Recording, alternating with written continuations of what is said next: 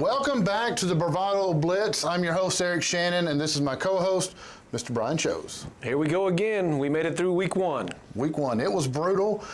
Week two coming up, and we have a bit more in store for you this time around. So strap on your helmet and stick around. The Blitz is here.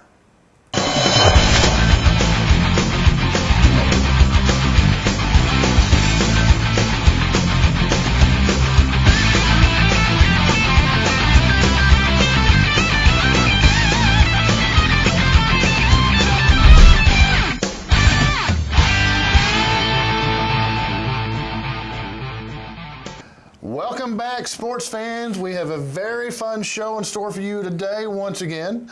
We're here going to cover our game of the week, our power connection poll, the top standings of our local teams, and our players of the week. First, we're going to tackle the teams in our coverage area and where they are ranked according to our partner, OK Preps. We'll start in Class 6A2, where Booker T remains at number 1. The Ruffers check in this week at number 8 after thumping McAllister Buffaloes, 35-14. That was a little bit more of a shocker than what I thought it would be. But yeah. We don't have any in our 5A coverage that are in the polls, so we'll skip right on down to 4A. The Poto Pirates set atop number 1 after a 51-6 beatdown of the Durant Lions, 5A Durant Lions at that.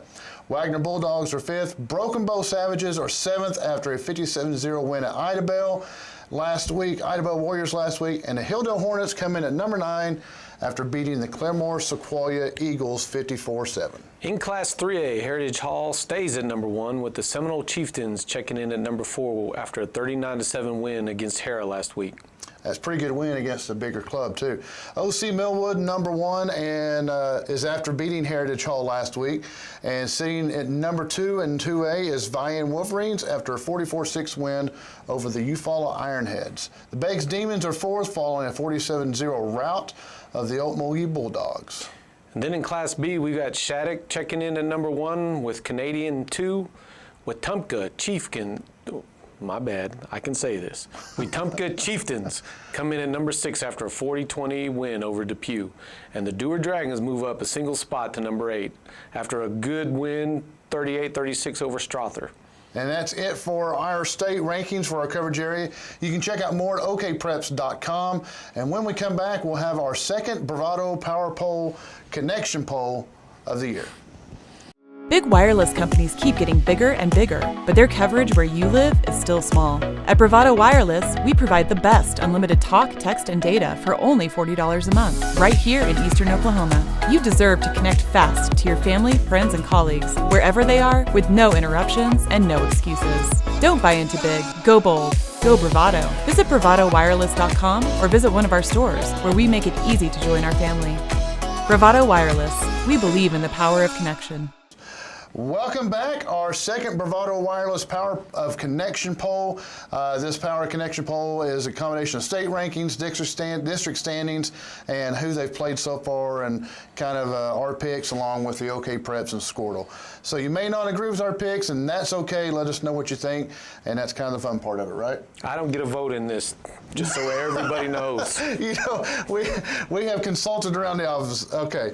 Power Connection Poll, week number 2 starts out. Number 1, Beggs Demons at 2-0, and they were number 1 last week. The Broken Bow Savages, 1-1. They were number 2 in our poll last week. The Bravado Wolverines, 1-0, move up from number 5. The Muskogee Ruffers move up from the 7th spot. They're 1-0. The Seminole Chieftains, 1-0, and they drop down from the 4th spot. And I'll let you take 6 through 10 here. Coming in number 6, the Hilldale Hornets, after getting the initial win for their new coach. They were at number 8 last week. Number 7, Wetumpka Chieftains come in. They weren't ranked last week. Number 8, the Tahlequah Tigers check in at number 8, actually falling from 6. Falling 2 spots, yeah. Well, had to put in Wetumpka. They had some impressive wins. Yeah. Yeah. Shakota Wildcats are checking in after a very impressive showing over in Keys. They weren't ranked last week. And number 10, the Dewar Dragons check in at number 10. And they were 1-0. And dropping out of the poll was Idabel Warriors, the Fort Gibson Tigers, and the Sequoia Indians. Just they got to go somewhere, right? That's right. As we get further in the season, we'll start seeing more and more teams shuffle around. How did Tahlequah drop? How did Tahlequah drop? I just like the way, Wetumpka looked good, and Okay. but that's what we're here for, some arguments, right? That's right. Some arguments, right. All right, so we argue and discuss that. So let's go over some scores from last week in our coverage area. Muskogee Ruffers bested the McAllister Buffaloes 35-14. Tahlequah Tigers won the Battle of Tigers 33-23 over Fort Gibson. The Beggs Demons throttled the Altmogi Bulldogs 47-0. And the Holdenville Hornets gave their new coach his first win 54-7 over Claremore Sequoia. I thought Muskogee, from all reports, they sounded like they were more together. That quarterback they've got, the young kid, I mean, he's a super athlete. Right. So they may be on the right track right now. They sound a little more cohesive than what I've heard in the past. So that's a good promising thing. So, good deal. And we missed the game of the week, the Wagner and Coweta game. Right, came down to the last few seconds of the game. The last minute or so. Right. Daggone it. I know, not in our coverage area, so maybe we can expand there when they're just, Wagner County's not there yet. So. Yeah. Well, moving down south, the Broken Bow Savages thumped their rival, the Idabel Warriors, 57-0. Valiant beat up on Dallas Green Hill, 56-20. The Chieftains from Wetumpka, see, I said it right that time, right, beat Depew, 40-20. The 3A Seminole Savages whipped 4A Hera, 39-7. That's pretty impressive. That is very impressive, yeah. Hera's got some tradition. They do. So those are just a few of the scores from around our coverage area. But here's a list of them, and here's a list of all the scores on the coverage area. And then stick around. When we come back, we'll discuss the game of the week from last week, this week's game of the week, the Holdenville Wolverines visiting the Eufaula Ironheads this Friday night, September 7th at Paul Bell Stadium. There is truly no place like home. Right here in Eastern Oklahoma, Bravado Wireless provides the best unlimited talk, text, and data for only $40 a month. We believe in strong, connected communities. That's why we live stream community events like local football games. You may not know us by name, but we'll be at the same festivals and cheering for our kids on the same sidelines. Because we live where you live. Visit bravadowireless.com or visit one of our stores, where we make it easy to join our family. Bravado Wireless. We believe in the power of connection. Oh, yeah. Doing interviews and seeing ourselves on TV. We're ready. Give me a countdown. 3, 2, 1, action. Welcome back to the Bravado Blitz, and we have probably one of my favorite coaches in Green Country is Coach Larry Newton Jr. Coach, thank you very much. And I've been giving Coach Norton a hard time for probably the whole time he's been at Eufaula. So you've been there 7 years, right? I've been there 7 years. 7 years back when I wrote for the newspaper, and I always enjoy going down and talking to Coach Newton. Always had some good quotes for me, but you're one of the rare stories of you graduated from Eufaula, and then you get to come all the way back to your alma mater and coach. Right. It's a blessing. It's one of those deals where I always want to be the head coach here at Eufaula. Right. We had to go away for a little while and spend some time at SkyTook, which stayed there at SkyTook for so long because it felt like Eufaula. Right. And same type of hardworking kids, and just fell in love with that place. And then when the opportunity come right, and I thought it was right, then I was fortunate enough to get the job. Yeah, that's awesome. I know everyone, and the thing is everyone loves Coach Newton down there, so that certainly helps. All right, Coach, we'll start with the bad news first. I guess it's bad news to an extent, but last week kind of took a little bit of a lump going over to Vian. Right. And you and I talked before we came out here, and you kind of 3 turnovers in about the first 6 minutes. You kind of take away that first 6 minutes, and that ball game may be a little bit closer, a little bit better ball. Well, we survived the flurry right there off the bat. We had 3 straight possessions there where we had 3 turnovers. Within 30 yards of the goal. And they took advantage of those, and we replaced our center and got settled down a little bit, started playing some football, and there towards the end, we kind of, got tired again there, and of course we had to replace some of our guys that have had injuries, right? And and it showed. But like I said, the kids, what I loved about it was the kids, they dug in and still played, and and tried to finish. Well, and that's one thing we talked about off camera was you said you're very, very happy and very impressed with them that even though they were down immediately, they never quit fighting and Right. kept in the ball game. Right, and you know, and by in we knew going in. I mean, you know, I've told several people, you know, Coach Willis could have took that second scrimmage and took it to any clinic Right. and showed you know, how to run the offensive zone with it, you know. And here it is, just a scrimmage, you know. Right. And they did a, you know, exceptional job up front, and you know, they got a very good team. Yeah. Well, they're ranked number 2 in the state for a Right, reason too. right. All right. So this Friday night at Eufaula, you guys are hosting the Holdenville Wolverines. So what are you looking for from Holdenville this year or this week? You know, they run flex bone offensively, and it's something that you don't see every day now. Right. So you're going to have to be disciplined, you know, up front, and make sure that you have the men that you have. You know, they're going to do a lot of misdirection stuff, and with the tailbacks, and try to smoke and mirror you some there. And Right. kids just got to be disciplined, you know. And you know, we're a little banged up right now. Don't know who's going to be. You know, in there all the way across, and Right. and like I said, they're going to come out and hit you. They're going to you know, keep the ball on the ground as much as they can, and try to use as much clock as they can. So, Right, right. you know, Very disciplined on your part. Very disciplined defense. Very you know, gap control, and you really can't go chase a whole lot because you don't know what's coming back to you. Right, you know, and it's one of those deals where they're going to have, you know, all 11 at times right there, you know, on the line of scrimmage, and you will have all 11 right there around those, and it's Right. just whoever's going to man up and take care of who. That's I'll tell you what, those will wear you out right there. Those games, that'll wear your defense down. Offensively, you have some injuries, and we won't go into depth of it, but you're basically on your third string center because of some unfortunate incidences Right. and some injuries and stuff like that. Offensively, how do you feel going into this week? We got to get better up front. The offensive line, which, you know, we talked before, and those guys didn't show up this summer very well, and now it shows now. You know, they're out of shape, they're undisciplined, and Right. some of that reason why they didn't show up because they're undisciplined. Right. But we get those guys going, the young guys.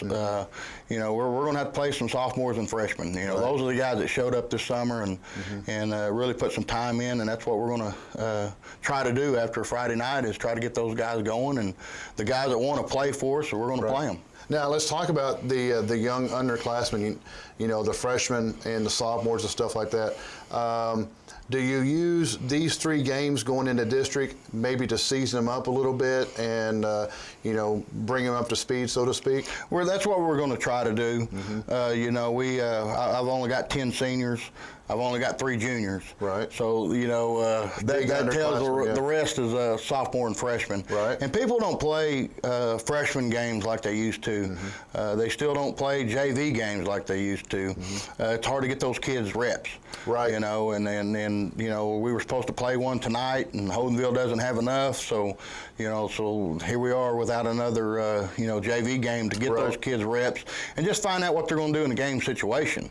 You know, we've had some kids, you know, that turn into some starters because, you know, a game light come on and things clicked. Right. So, you know, it's just one of those things where we still got to feel kids out and see who wants to be in there and who still a little timid about, you know, not knowing where to go. Right. Well, if anything, you know, if I know Coach Newton and his staff, you guys are going to get them into shape and get them into shape as quick as possible. And Eufaula, great football tradition. You know, you can Wikipedia or Google that up and see had all kinds of talent has come out of Eufaula. And Eufaula always puts a good football team on the field. So this Friday night, they're going to be hosting Holdenville, the Holdenville Wolverines, Eufaula Ironheads down at Paul Bell Field, right? Yes, Paul Bell Stadium. Paul Bell Stadium. I was close. Paul Bell Stadium. And you know, Eufaula always has like I said, great football tradition. And I've played a couple games down Eufaula way back in my playing days. We didn't have leather helmets back then, I promise. But go check them out. If you can make it down there, please do. They are our game of the week. If you can't make it down there, check us out on the bravadotv.com, and we'll have the game live for you, and also it'll be recorded on YouTube and Facebook, so check that out.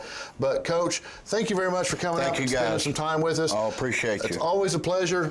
So we'll have them on this game, and then we'll be back for the Eufaula Antlers game in a few weeks. And then next week, we have the longest running rivalry in the state of Oklahoma, continued rivalry, is the Eufaula Ironheads and the Shakota Wildcats. So we'll have him and Coach Hendricks, which are longtime friends until it comes. Except for during that week. During that week, right. There's a lot of, there's not going to be any talk. No nice text messages during that week. Right. So check it out, folks. Stick around. We've got more to come here at the Bravado Blitz. Good. Awesome.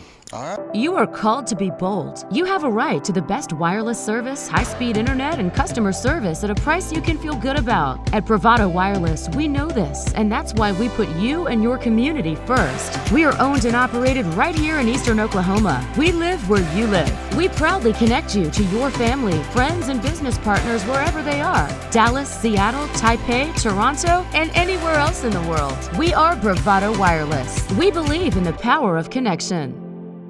All right, welcome back, folks. And Brian, it's time for our 5G, 4G, 3G Players of the Week. Our 5G Player of the Week goes to Jet Pitchford. He's a quarterback out of Poto Pirates quarterback. This young man had one heck of a game Friday night. Poto is currently ranked #1 in 4A, as we talked about earlier.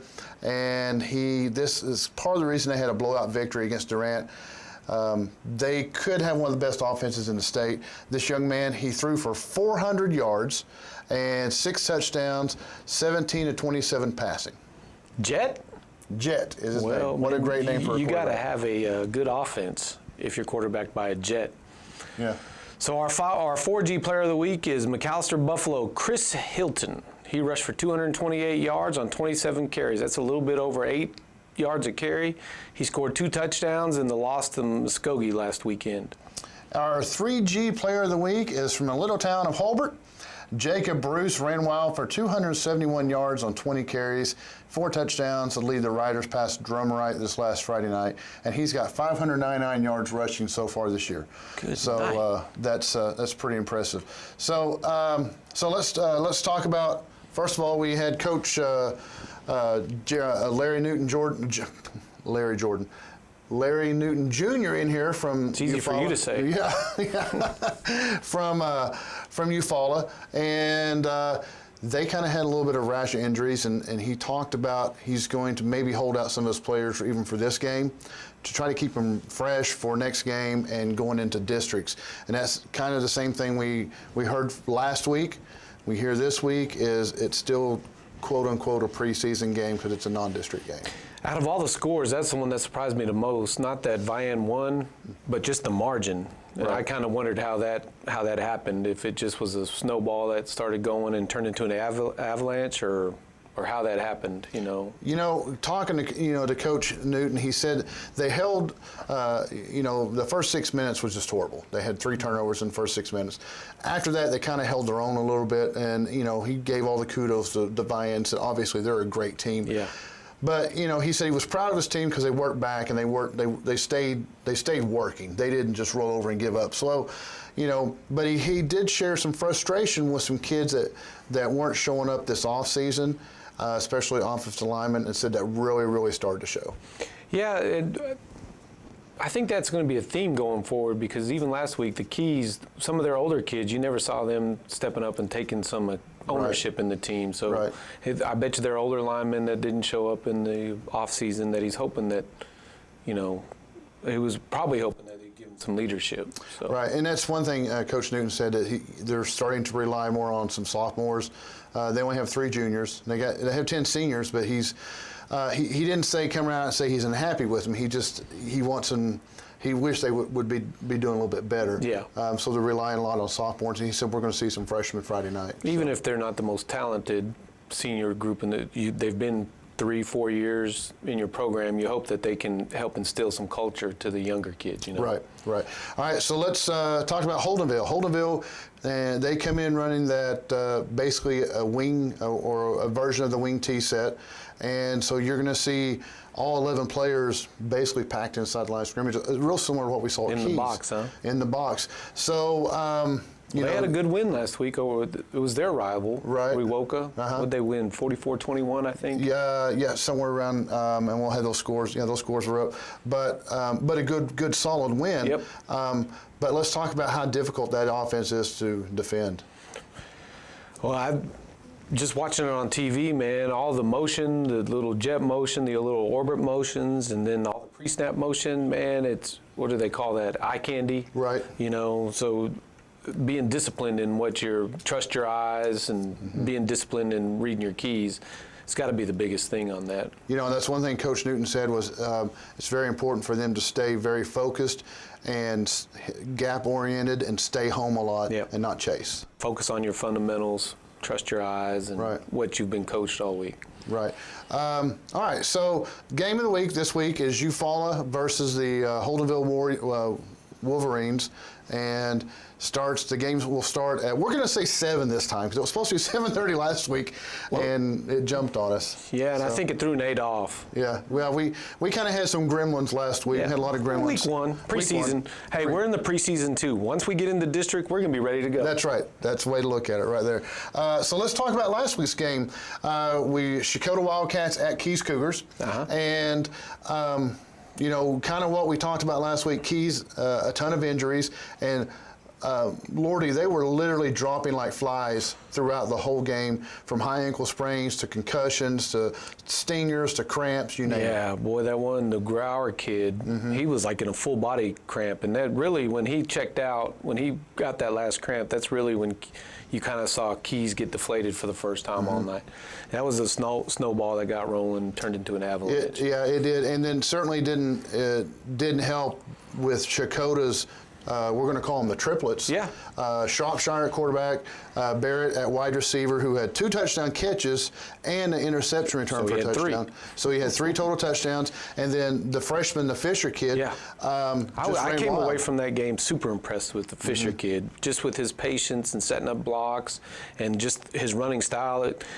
You know, a lot of times freshmen are trying to bounce everything out because they've been outrunning everybody all their life. So I was real impressed with his patience and just how he was a real patient runner. And you know, you and I both noticed this, that from the first quarter to middle of the second quarter, he grew tremendously. Oh, yeah.